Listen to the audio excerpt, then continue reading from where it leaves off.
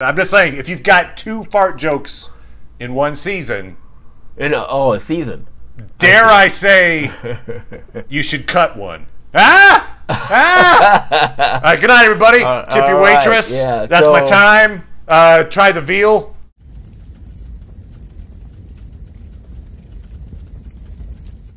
Hey, Internet. It's Paul. It's Matt. The Dork Lords. We are here talking about Umbrella Academy, Season 2, Episodes 7 and 8. Ooga for Ooga and the 7 Stages. Just to set the scene for you, Episode 7 begins with 5 going to Wisconsin in 1982 to kill the commission board members in this hotel where there's also a polka convention going on, so they play polka music the whole time. 5 gleefully murders the board. He does. With an axe. You see one of the board members shoved through the ceiling. Yep. Captures the goldfish, who is the head of the commission, and he gives the goldfish to the handler. The scene kind of, in some ways, while it's played for laughs, because there's this polka and stuff, it did kind of remind me of the Darth Vader hallway scene from Rogue One. Oh, okay. Where he's just like killing everyone, and they're like, ah! Up into the ceiling. You in the corner. You, but that, bamf, bamf, bamf. So we are reminded that 5 is a threshing machine. I mean, he, for all of his, like, I'm a kid with culottes, he's also like, I can kill anyone. Yes. And am very talented at that. So and it was nice to see this episode because I'll save it. Okay, all right. Put a pin in that. I will. We end episode 8. Yes. With Diego, Klaus, and Allison going to rescue / stop Vanya. They've realized that, as Diego puts it, Vanya is the bomb. She's always the bomb. It's like, it kind of has this sense of fate of that. She's always the cause of the apocalypse. Anyway, but they arrive 2 times. Both times. That's a pattern. Not really, but season 3 it will be. Damn it! All right. Anyway, she is being interrogated / tortured by the FBI. They arrive seemingly too late. Probably not, but seemingly too late. She's killed the FBI folks. Yes, killed them all. The building is about to explode with her power. If it does explode, Diego has learned that will divert JFK's motorcade, because the motorcade's coming by right about now, save JFK's life. He will think the Russians attempted to blow him up, and will start this terrible world war, nuclear war. So they're trying to stop that, but seemingly they arrived maybe 5 minutes too late. Vanya was drugged, given LSD to try to get in. They think she's a Russian operative. Her name's Vanya. She can speak Russian.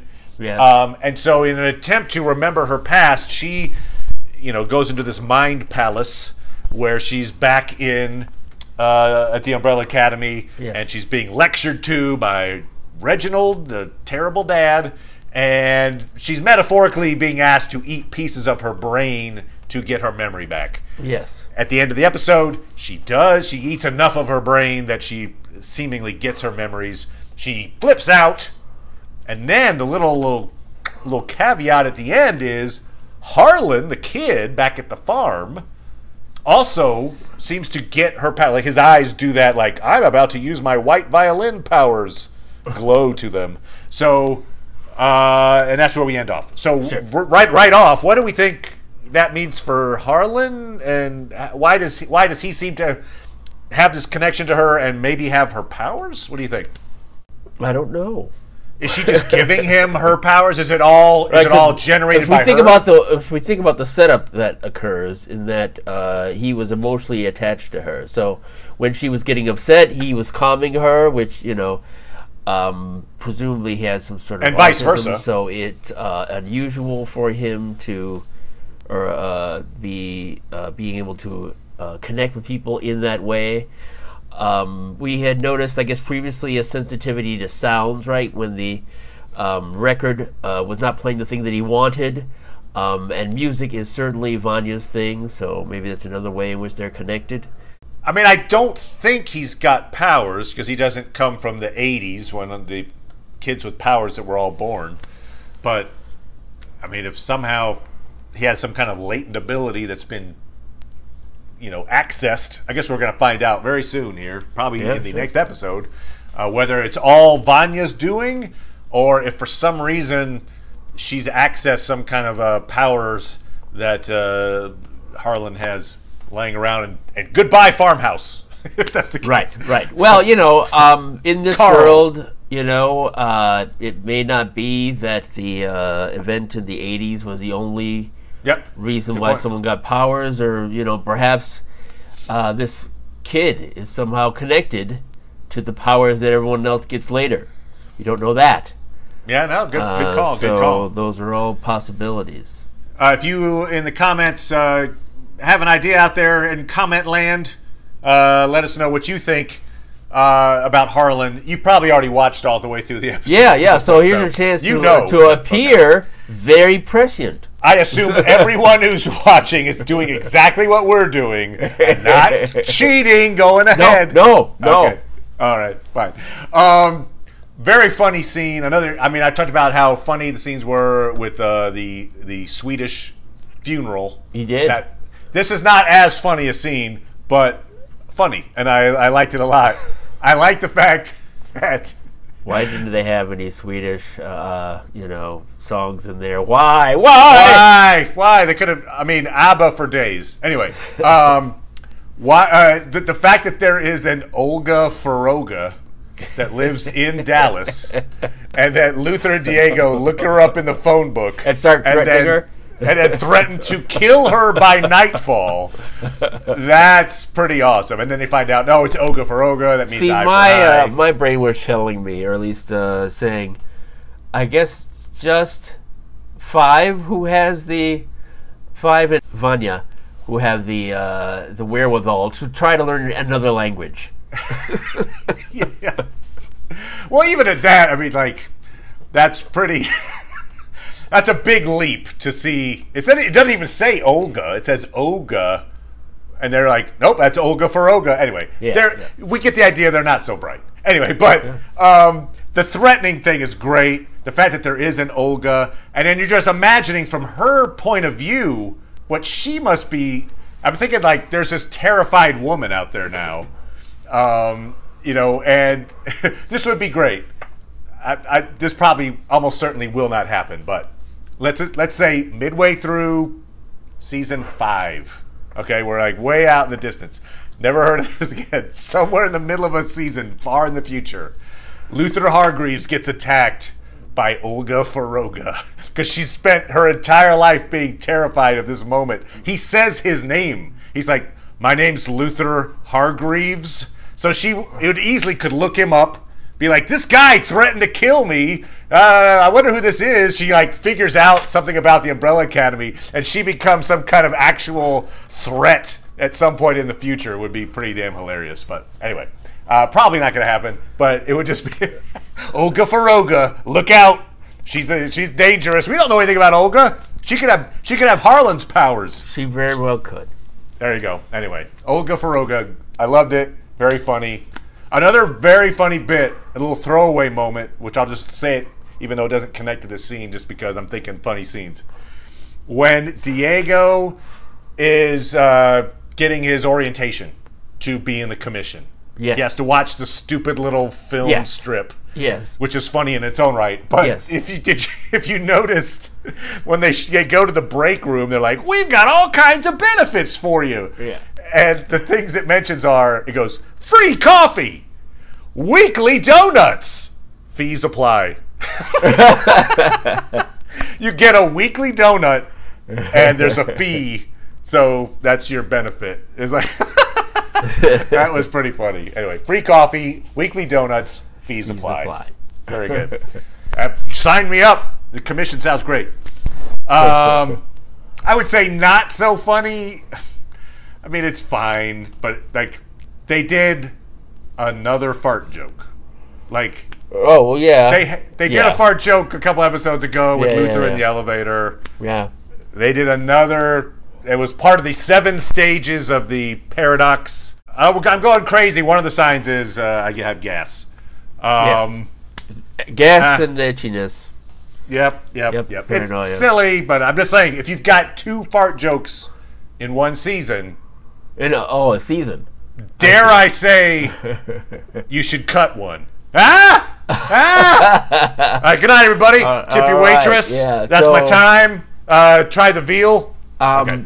I'm sure now that everybody watching is desperately trying to establish for us what our season is. That's right. We've done it. We can't ever talk about fart jokes again. That was it. That was the one we get. Yeah. Until we talk about the all boys. You fart fans, wait till next season. Next season. So here we are talking about Black Widow, and here's the joke. Here's the fart joke. Silent but deadly. Anyway, it was just kind of like, all right. You did the lowbrow, but you went back to the lowbrow well. Sure. Maybe one time too many, but so be it. Anyway, there is a very sense of playfulness about much of these 2 episodes, really. Sure. The Ben assuming Klaus's body to woo Jill. Yes. You know, like that whole bit where he's like, he's experiencing dirt under his feet, and he's, like the sensations.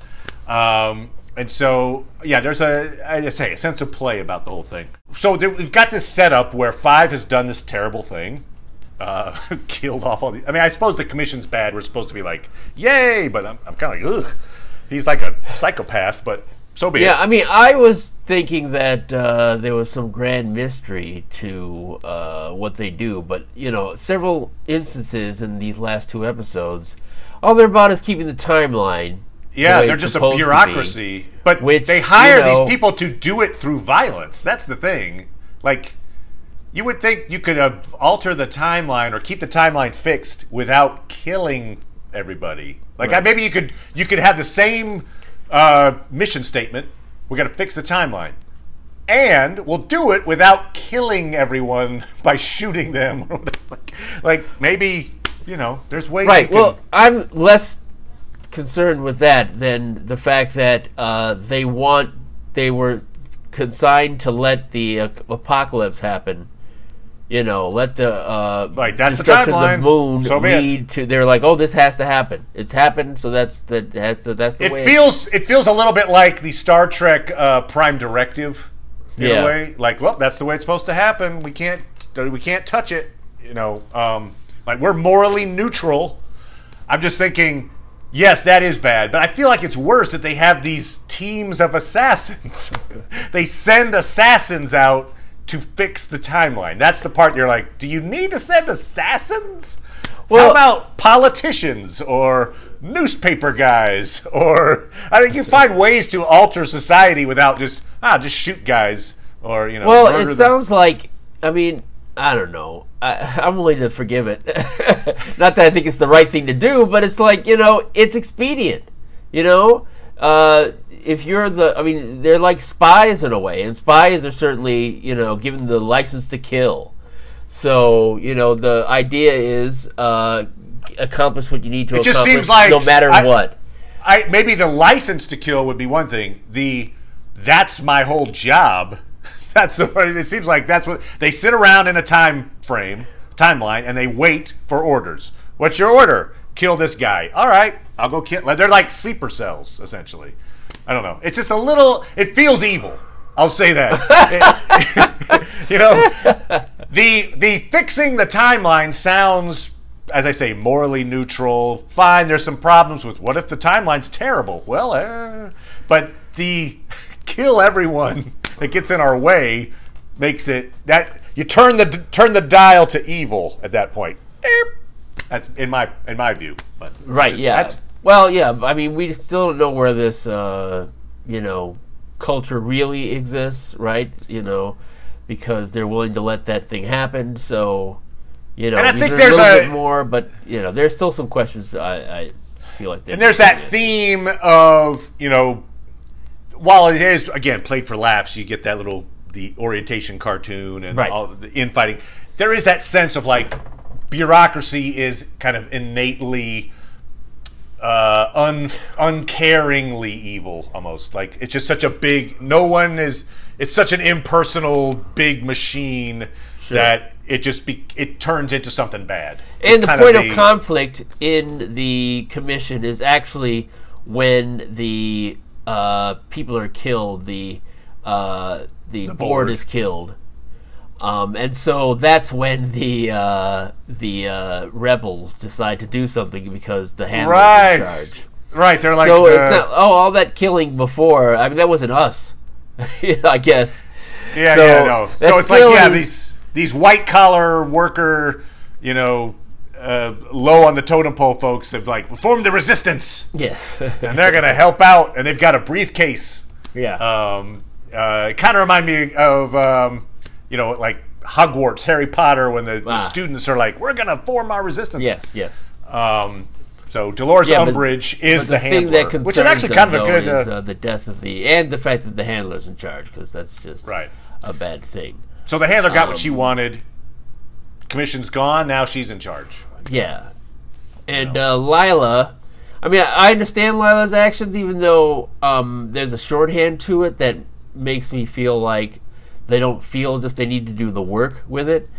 I mean, I could understand the desperation of her character to get Diego. She's like, she never had these feelings before, and so she like wants to assure that he's a part of her life, and so she ham-fistedly brings him into her life, but it doesn't. She drugs him and kidnaps him. Yeah, but it doesn't make me feel like, well, either she's gonna have a revelation. One thing you were talking about in terms of her finding out the exact nature of her parents' death, that might happen. But the fact that this important plot point happens in this way makes me feel like she might not have too many episodes left. Yeah. That's really like, it seems like it's just so Diego can get that bit of information. Right. It really was a setup so Diego could use the little switchboard and learn about the commission generally and find out that, if JFK survives and Vanya blows up the building, that's how we... Yeah, and the situation of desperation is much less desperate now, where it's like, the momentary or the last chance box that we don't have access to anymore. Oh, now we got another box. We didn't have to do the desperate thing of making ourselves itch and fart. Diego just comes in with a new box. Yep. Boop, boop. Got it. Now, the relationship... That's what I'd forgotten. At the very top of it, I was going to say that I'd forgotten that the reason why Five is so young is that he miscalculated. Yes. He's actually older than the old version of him. One thing about the Diego-Lila relationship, because Lila's now, she drugged him, she brought him in, she wants him to be work for her, basically, and on the security team. Right. The handler said she could choose whoever she wanted for security, so she's like, great, I'll take Diego. And then she says, hey, you better fly right, because if you don't, I'm gonna have to kill you. And so it's such a one-way street relationship.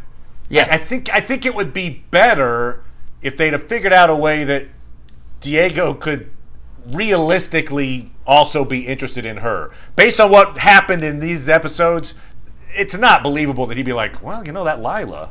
Like, I mean, she's done terrible things to him. Yeah, I could have conceived of a way in which maybe she could have respected him. Right. It's not like she needed him to stay in that time either. If he was able to do everything he needed to do, in fact, she could have helped him. Yep. And they live outside of time, so it doesn't really matter. Yes, they could have done live outside of time. Good point. Yeah. So it just, I feel like they missed a little bit of a beat there. Yeah, but also too, though, if you think about the handler and everything she wants, if she really has everything she wants now with the death of the board, right. I mean, it seems like what's going on with Vanya again and this boy is the real bit of drama that needs to be settled, and actually, obviously, averting the death of Yeah, which is again Vanya. So Vanya is the central part of it that needs to be resolved. And then, although I would guess that maybe this resistance does inevitably overthrow the handler, perhaps. You know, maybe not in these 2 episodes, maybe, but like in other words, maybe the commission has a revolution that occurs that she's overthrown and whoever that the little guy with the glasses is put in charge or something. But right, we'll see. Well, yeah, I mean, yeah, who knows? I mean, one thing they were saying is, have they if they just leave this time in the '60s again and they go back up to the present, you know, and Vanya is less crazy, then what? What does that mean?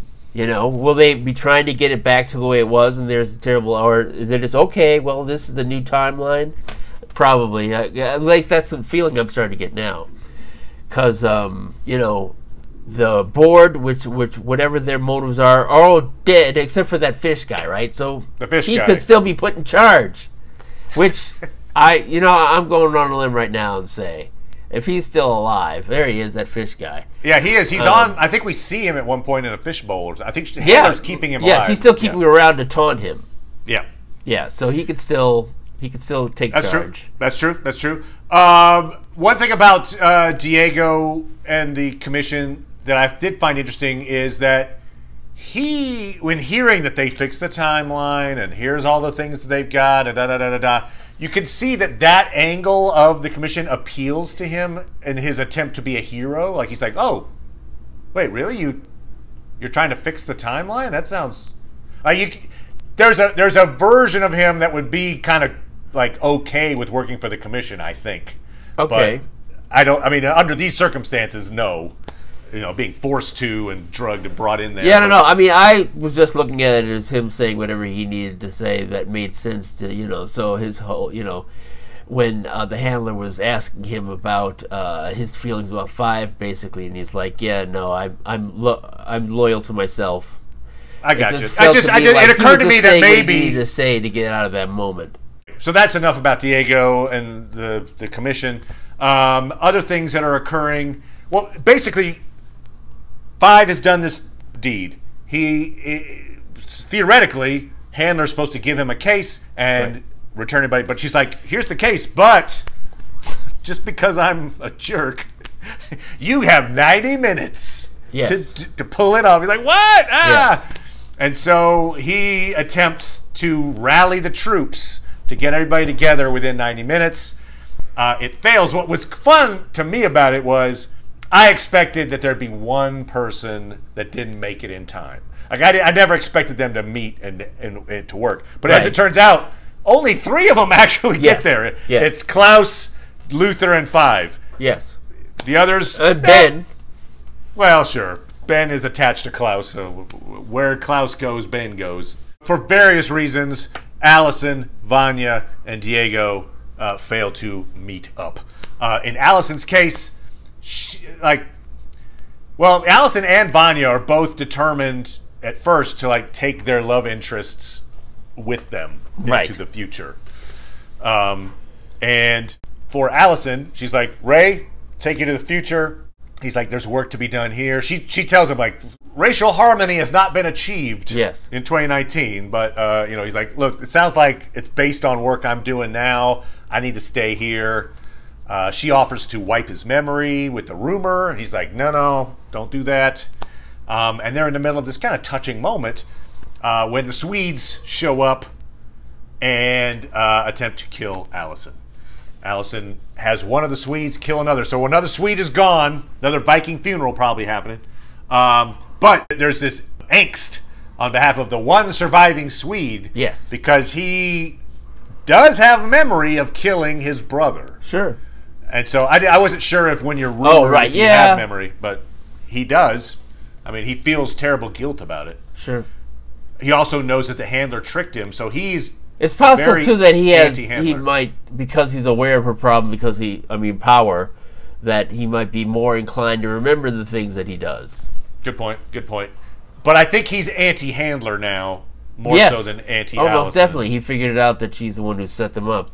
Yeah. So there'll probably be a reckoning moment coming here in the last 2 episodes where the Swede confronts the handler. I don't know if he probably doesn't succeed, but anyway, maybe he gets in the way temporarily. It seems like he probably shouldn't succeed. He's less important to this story than the handler. Something kind of funny. I mean, I just thought of it as we were talking here, but because they show up to Allison's place as vacuum salesmen. Yes. And they've got a vacuum. Yes. So it's just funny that, like, I don't know, they went through the whole, like, look, if we're going to be vacuum salesmen, we should probably have an actual vacuum. So let's go buy one. Like, they had to get one, like, but bring it along. That's just kind of funny that they took those steps. You know, for accuracy. Sure. You know, if somebody stops us on the road, we're going to be like, no, see, we got a vacuum cleaner. But that attack puts her off enough that she doesn't get to the alley on time.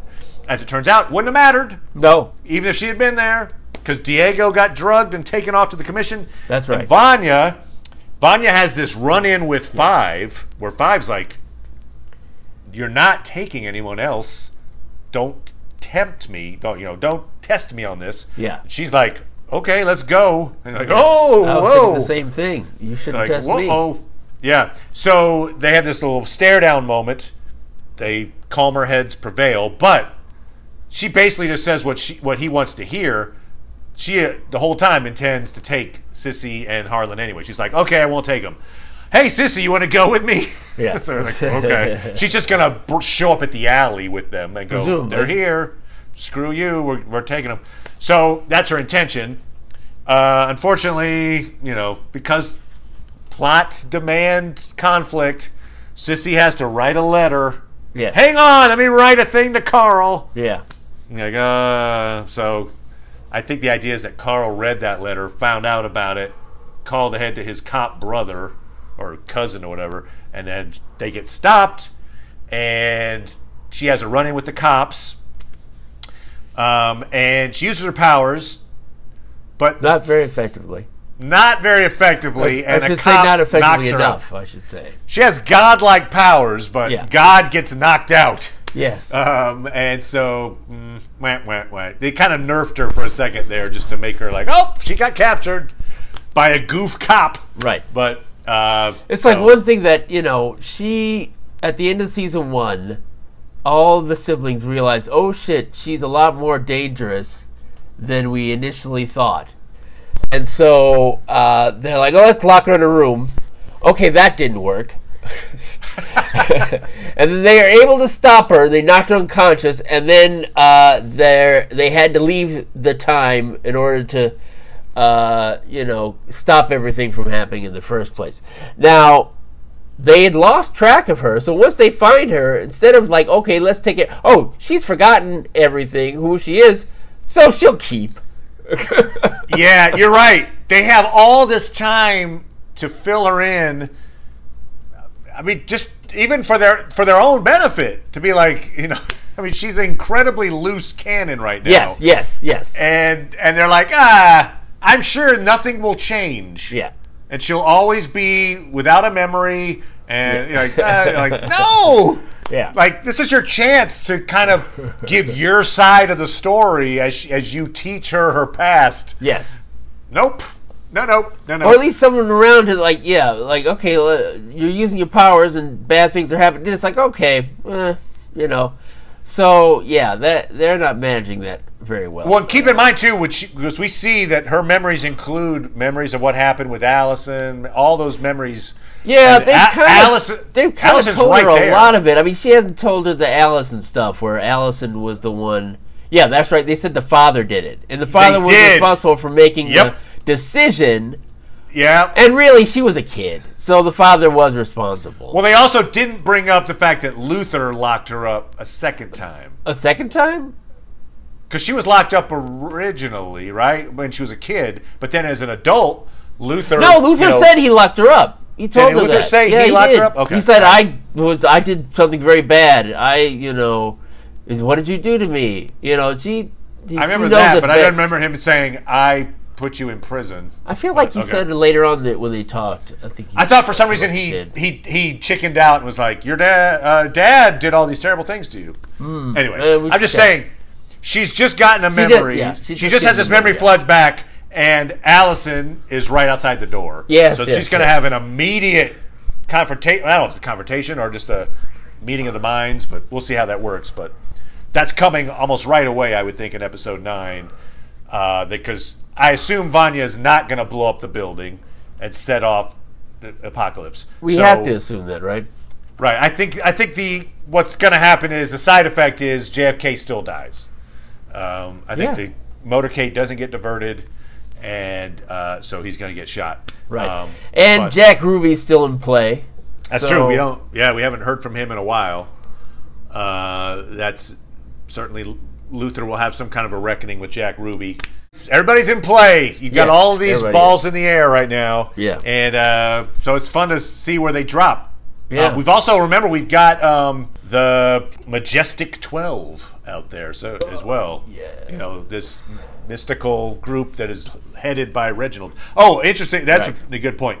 Grace, because Diego said, hey, gave her pictures Reginald, not of, so good guy. Which, sort of like, I think you had to fill in a lot.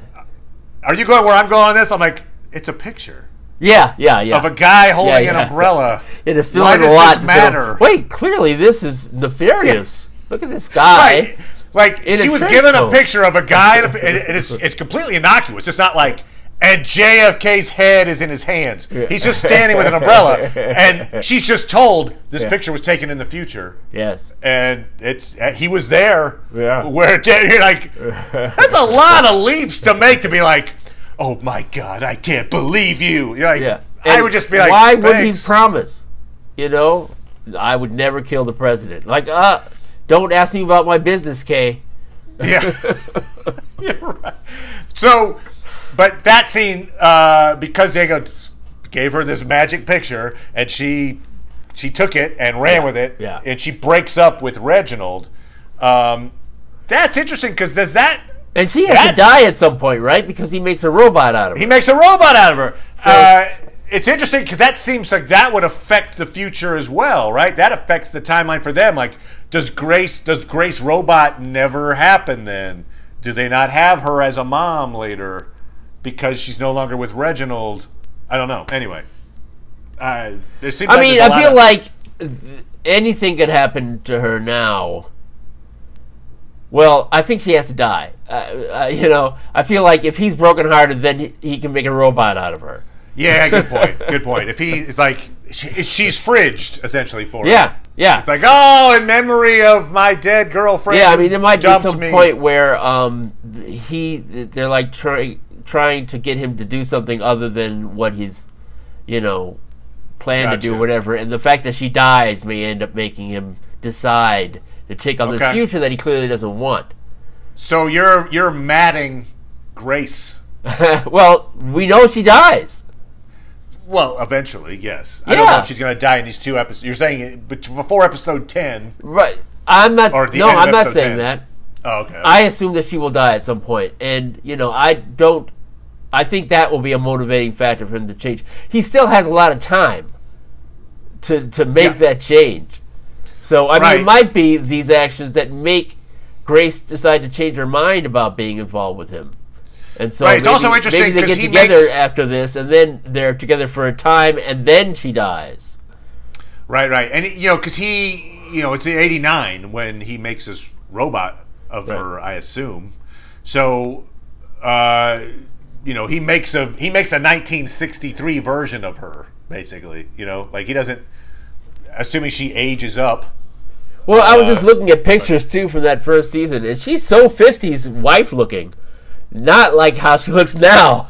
Oh, okay. So even maybe younger version. Anyway. Well, no, just more of an idealized, version is what I'm saying. Different decade. Yeah. Reginald's future seems to be like he's going to react oddly. In these next 2 episodes, something changes for him, right? It's not just that he's like, oh, JFK died. The apocalypse was diverted. Okay, well, I'll see you guys in 89. Something happens that's different. I don't know. I can't define it. Yeah, I wonder if this group becomes, the commission. Yeah. Like the Majestic 12, something with the Majestic 12. Either they insist he do something, or I don't know. Maybe they're at odds with him because of his connection to these mysterious agents from the future, and they're like, you're a threat now or something. I don't know. Maybe that's it. So he becomes at odds with this group and has to go underground. I don't know. Anyway, we'll find out. Yes, we will. We got 2 episodes left, and I'm excited because I don't exactly know where this is going, other than the apocalypse gets diverted and they go to the future. Those 2 things are going to happen, but other than that, we don't know. Yep. So come on back for that, everybody. And come on back for Lovecraft Country. We're up to episode 3. Yeah. And so, Anyway, Paul, any final thoughts? No. I've held off seeing these final 2 episodes.